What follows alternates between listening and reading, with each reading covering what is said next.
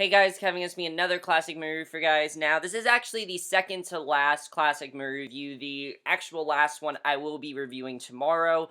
You guys can check that out. But this is the second to last, and this movie I've wanted to see for so long. I went to this movie not really knowing a lot about it. I knew a few things about it, but I got it on Blu-ray and I told myself I'm gonna watch it, and that is the 1959 historical drama epic Ben-Hur. Yes, Ben-Hur is a movie I've wanted to see for a while. I bought it from Amazon. I was gonna get the 2-pack with this and Ten Commandments, but this was already expensive as it is, so I figured I'd get this, and I watched it, and after watching Ben-Hur, what did I think of this movie? Ben-Hur is a masterpiece. I love Ben-Hur. It's one of the greatest movies ever made. It's by far the best classic movie I have watched so far. I loved every minute of this movie. There's so much to love about it, and it's a movie that I'm really pissed off that they're remaking, and I'll talk about why. Now, let's get to the plot of Ben-Hur, which I think is an awesome plot. I really love the plot of this movie. Basically, the movie takes place in Jerusalem when Jesus is around, basically. You know, the whole story, if you guys know the story, it takes place then. Basically, Ben-Hur is this wealthy prince and merchant, and he lives with his family and everything, and he's now come back, basically. He's now come back to Jerusalem. He's been away for a little bit, and he meets up with this guy Missoula, and who was his former best friends, and they have completely different backgrounds now. Judah Ben-Hur still has faith and freedom of the Jewish people, while Missoula believes in the glory of Rome and its imperial power. And basically, after an accident basically that almost kills one of Missoula's people, Ben-Hur is imprisoned and basically is there for about 3 years. However, after the Roman consul Quintus Arrius sees Ben-Hur's strength and power and just his faith overall, he decides to take him under his wing and basically help him, offers to train him to become a gladiator or charioteer. Even though Ben-Hur doesn't like this, he does eventually do that, and that basically is a plot of Ben-Hur, and basically he does whatever he can to get revenge get it back his family, get back to his land, and ultimately just bring the Roman Empire to justice, because that's what he wants to do. So that basically is the plot, and free the Jewish. That basically is the plot of Ben-Hur, and I personally love the plot of this movie. There's so much to love about it, starting with the acting. The acting in this movie is phenomenal from really everyone. Everyone, I think, gave an amazing performance in this movie. Really, they did. First of all, this movie is just perfectly cast, in my opinion. I don't see anyone else playing the roles than the people that played the roles in the movie. Let's first get to our main lead, Charlton Heston as Judah Ben-Hur. He was amazing. He is everything a hero should be. The thing I love about Ben-Hur is even when he's imprisoned and when he's, in these horrible, tumultuous conditions. I mean, he has to, row a boat and things like that. He doesn't even get water. I mean, he's in really horrific conditions. He still has that faith. He feels compelled to God and things like that, and he always thinks that he's on his side, and I think that's really great with this character. Something I really love is how much of a hero he is and how much he wants to save the people, the Jewish people. He wants to get his family back. He wants to save pretty much anyone he can, and he really is what a great hero should be, and I think it's kind of a quality in heroes that we've lost nowadays in movies. I think he really did a fantastic job. He really is one of the great heroes of all time, I have to say. I mean, Ben-Hur, in terms of movies, Ben-Hur, I think, is probably one of the greatest iconic characters of when you talk about a hero of all time, in my opinion. I think he is, at least. Stephen Boyd as Missoula. Something I love about his character is that he, I think, is the perfect definition of what a villain should be. The thing I love about Missoula as a villain is that he's not necessarily a bad guy. He just has very different ways of looking at life than Ben-Hur does. He doesn't have the faith that Ben-Hur has. He doesn't have, he doesn't believe in freedom. He believes in just ideas and science and things like that. And I think that's incredible. I think it really is interesting with his character. The way these two clash are very well done. But the thing I love about Stephen Boyd is that he really does care about Ben-Hur. He's just doing what he thinks is right for his people, doing what he's been raised to do, doing what, he's being told to do. And I think it's very interesting with his character, the clashing of ideas between them. It's very interesting stuff, and he really gave a terrific performance. I think Stephen Boyd really killed in this movie, I have to say. Jack Hawkins as Quintus Arius, at first he's not in the movie as much, but then once he takes Ben-Hur under his wing, the relationship and bond that they form is very interesting because you can tell that Ben-Hur doesn't necessarily want to do this, yet he still enjoys it. Like, he enjoys it, he still wants to get back home to his family, but at the same time, he's enjoying what he's doing, and I think that definitely is very interesting that we see that, and I think Jack Hawkins really killed it in the role he was in, definitely. He was fantastic.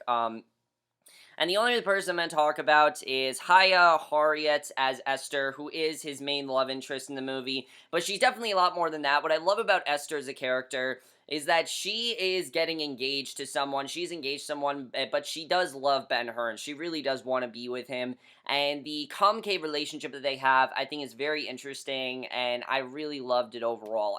Overall, everyone in this movie is fantastic. Everyone gave an amazing performance, and I really think everybody killed it in terms of acting. Honestly, everyone was amazing. And the directing by William Wyler obviously is great, because William Wyler is considered one of the greatest directors of all time, and you really do see that with this movie. I personally feel this movie is something for everyone. Even if you do get a bit bored by the first 20 minutes, which I will say, first 20 minutes I was kind of like, I'm getting a little bit bored here. I was still really into it, though. I definitely will say, right from the moment this movie started, I was hooked. And it's just a prologue, and I'm going to get into that, but I think the directing is just fantastic, and definitely, I think the directing is just great to this movie. I think that William Wyler really did a great job. He, it's very meticulously directed, and it's extremely masterful directing by William Wyler, definitely. Now, the screenplay is fantastic. I love the screenplay of this movie. There are a lot of iconic lines in this movie. The movie is, again, just like the last two movies I reviewed, and the last one I reviewed, it's over 3 hours long. It's almost 4 hours long, which, by the way, guys, I'm going to complain about this. Why are there two discs? Why is this movie split into two? I don't understand that. It's really annoying. I've never seen a Blu-ray split into two like that. And the only reason I'm complaining is because the last movie I'm reviewing is 3 minutes longer than this movie, yet it's one disc. I don't know, just something that really pisses me off, guys, okay? Sorry, that just, end of rant, that really pisses me off.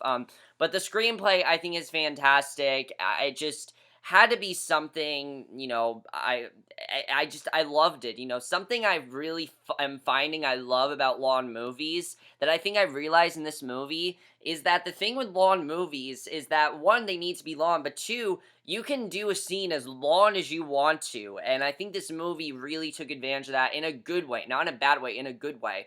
There are scenes that I was surprised went on for, there's a scene I think that goes on for about 20 minutes long, but it needed to go on for 20 minutes long to get us invested in the characters, and I thought that was very well done. They did that, and they can make scenes as long as they want, and make the movie run as long as they want. And the movie was, I think, as long as it needed to be, honestly. I think it's the perfect length, and it never bored me. The dialogue is extremely interesting and compelling, and even the first 20 minutes, which was a little bit dry, I was still really into it. I will say, though, even if you are bored by, I'd say the first, 20 minutes, once he gets imprisoned, that is when the movie really takes off, and it gets incredible, and it stays that way throughout the rest of the movie. The rest of the movie is just incredible to watch, and it's also kind of fun at times. There are some scenes that are pretty fun, actually. But of course, it does have some fantastic emotion to it, and something I think the movie has today, something I think is very interesting, is what the movie has to say about faith, because that's not really something you could talk about today. Most times, there are so many different religions out there that people just don't want to hear about it. People don't want to see movies about faith. And most movies that are made about faith today, they completely suck because they try to, overshadow things, and they try to just, not be very vague about things because they don't want to offend certain people. This movie, no, they're not afraid to do that. They're not afraid to talk about things like religion and faith and God and Jesus. And I think that's very interesting the way they do that. I love it the movie did that because honestly, why are movies afraid of doing that? I don't understand. This was especially in 1959, this was a time before things were, didn't everything have to be PC. And it really sucks that they had to make a remake of this because I know the remake is going to basically do what Noah did. Take out all the religious stuff and just make it an action movie. Which that is not at all what this movie is. It needs that part. It needs the elements of faith and I mean, the reason Ben-Hur is so strong is because he's a man that believes in God. He believes in the things that Jesus is doing, and he believes he's going to help him. And the way the movie wasn't afraid to show these values, I was very impressed with. I was afraid I was happy that the movie didn't gloss over it because movies today, they'll just completely gloss over it. They'll forget about it. They're not going to talk about it. And this movie didn't do that at all. It didn't gloss over it. And that's why it was so good, I think, is because it wasn't afraid to do that. And I really wish that movies would do that today. I'm not trying to get preachy here, guys, but I'm just saying, like, movies today couldn't be able to do what this movie did. And it really sucks because that is one of the reasons why the movie is as good as it is. But also, every character's great. The characters, the thing I love is even the characters we're not supposed to like, they're very layered, and they're doing things for good reason. Again, the antagonists of the movie, they're doing things because they feel it's the right thing to do, and that's one of the reasons I love this movie as much as I did, is because all the characters you really can connect with, and you can understand, okay, here's why they're doing this, here's why this character's doing this thing, and I think that's really well done the way the movie handled that, I have to say. So overall, the screenplay is fantastic. I love the screenplay, and I thought it was great. Also, the story as well was great. There were so many times where I didn't know where the movie was going. I thought the movie was going to end in this really, sad way, but it actually ended in a very unconventional way, which I will get into, because I really want to talk about something I was very impressed by with this movie. Now, I know I said this in my previous review of, like, Dr. Zhivago and Citizen Kane and Casablanca, but honestly, I know I've said before, this honestly is the greatest cinematography of all time. It is. I'm not kidding. I think it's probably some of the greatest cinematography I've ever seen. Really, it is. I mean, I don't know if it's the best of all time, but it's some of the greatest cinematography ever. I mean, this is a time when there wasn't, it just amazes me, like, when you look at a movie from, like, 1950, 1960, 1940, and there weren't special effects, there weren't computer graphics. It's just astounding to look at. This movie opens in this really cool way with a prologue. It's basically just the story of how Jesus was born. It's incredible to watch. It's very compelling, and I think they did that in a fantastic way. And it's another movie you can just watch with the sound off. The visuals just look incredible. The scenery looks incredible. You feel like you're in that time period, and it's just, it is astounding to look at. It is a movie that just, you look at it, and you're just amazed by how much effort was put into it. It's incredible, really. Every frame looks fantastic, and the cinematography did a fantastic job making everything just look pitch perfect and realistic. There is not a single shot that I think doesn't look amazing. Honestly, give me any scene from the movie, they all look incredible. It's one of those kind of movies.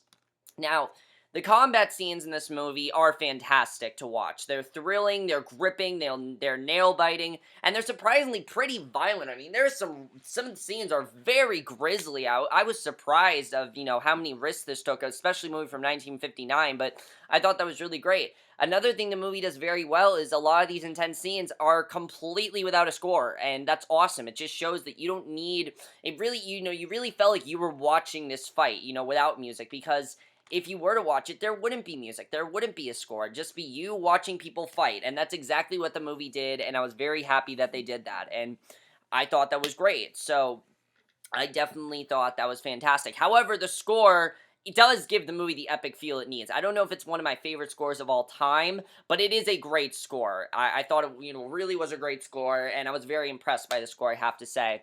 Also, I do have to say, the intermission that happens in this movie happened exactly at the right time. I really couldn't think of a better time for the intermission to happen. It happened, like, perfectly, I think, personally. I don't think I could have picked a better time for the intermission to happen, really.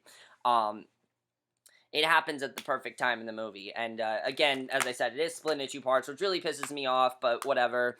Even though the movie is almost 4 hours long, as I said, I was never bored and into it the whole time. While some may be bored, I wasn't at all. And I think it was fantastic the way the movie just kept me so invested in it. And I don't know what it was, but I was just so invested and into the whole movie. There really wasn't one point where I'm just like, I'm bored, I'm bored. There was never a point like that, and I thought that was really great. And Ben-Hur, honestly, a lot of movies should give it up to Ben-Hur because there are so many movies that have done what Ben-Hur does. Gladiator, Braveheart, they wouldn't be around if this movie hadn't had worked as well as it did. I have no idea, but I have no idea who decided to remake this movie, but I'm not at all looking forward to it. I'm probably not even gonna check it out. I might, but it's not going to be good. It's not, guys. I mean, there is no reason to remake this movie. It's going to be a cash grab. That's all it is. There's no reason to remake it. It stands as a classic. There's no reason for them to remake this movie. I don't see the reason why. But whatever. So overall, guys, let's get into spoilers because I really do want to talk about the ending to this movie. It truly was beautiful. If you guys haven't seen Ben-Hur, please check it out. I can understand if you don't like long movies, but just hear me out. This movie will fly by for you. It flew by for me. It only felt like, I'd say, 2 hours, honestly. Even though it was almost 4 hours, it only felt like 2 hours. I was really into it the whole time. Please check it out. It's an incredible movie. Okay. So I think the first thing I do want to talk about is the fight between Judah Ben-Hur and Missoula. What I like about this fight is that Ben-Hur doesn't die. I mean, I thought he was gonna die in this fight. And in any other movie, that's what would happen. And I really thought the movie was gonna take that cliched route and just have him die. But I was very happy that he never died. I was, really impressed by that. I was like, wow, this movie actually understands that you don't have to kill off a character just to pull off some emotion. And I thought that was incredible. And I was very happy that they killed off Missoula. Of course, there's that classic line, the race is not over. And, now he has to go find his family because he's lost them and everything. And I think this scene is just so incredible. I mean, just the scene in general, like the scene leading up to that, I didn't know what was going to happen. And when Ben-Hur won, I was very happy for him, and I thought that was great. And the ending, I have to say, I did get a bit teary-eyed. I will admit that, because I love the way they end this movie. Just him seeing Jesus being crucified and seeing what happened, it's incredible to watch, because obviously this is the man that he devoted his fate to, and now he kind of feels like he's losing it. But the thing I love is that I thought the movie was going to end in a very depressing way, but no, it doesn't, because of course they have to show why this happened. They have to show what Jesus did for everyone. And, they're miraculously healed.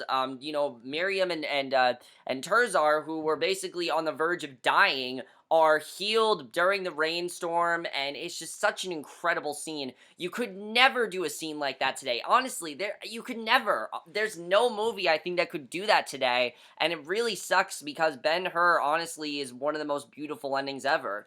The fact that rainstorm just heals them, and to me, I think what that was trying to show is miracles, because if you remember, there's a scene where Judah Ben-Hur says, I do not believe in miracles. And in that scene, yes, he does realize that miracles are possible. There are miracles out there. There are people that are going to help him. And that scene where he just says, he felt Jesus's voice take the sword out of his hand. It's just such an incredible scene. It's an incredible final scene, and you really feel like you've gone on a journey with this character. And I was very, very impressed again that they didn't kill him off. I really thought that's where they were going, and they didn't do that, and I thought that was phenomenal that they didn't do that. I love that he lived and he didn't die, and I thought that was incredible the way the movie ended. It's just, you could not end a movie like that today. It's really sad, but you couldn't. Audiences would not be satisfied by that today. But honestly, this movie deserved to end that way. And I think that's fantastic the way the movie did that. And the movie deserved all the Academy Awards it got.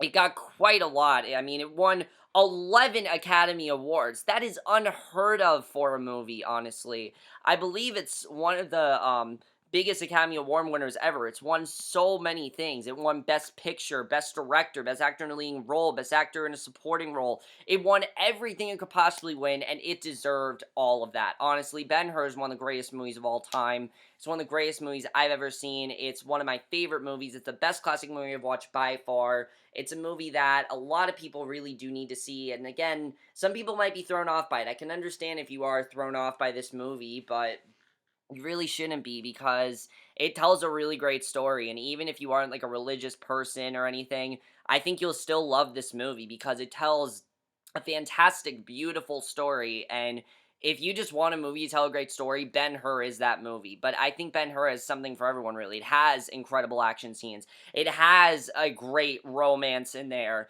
It has fantastic drama. It has even some comedy. And like the beginning, there's some funny stuff. There were scenes where I was laughing, honestly.